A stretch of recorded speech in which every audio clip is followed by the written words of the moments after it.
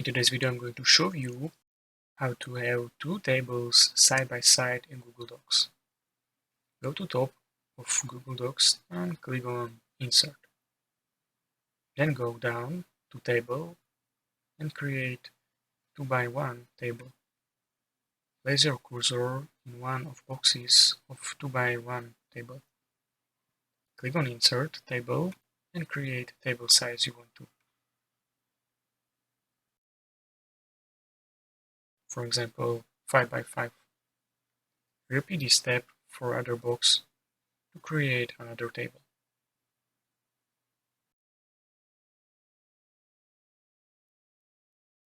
If you want to remove border, right-click on the first table and select Table Properties. From here, navigate to Color section and set border size to 0. And now you have two tables positioned side by side.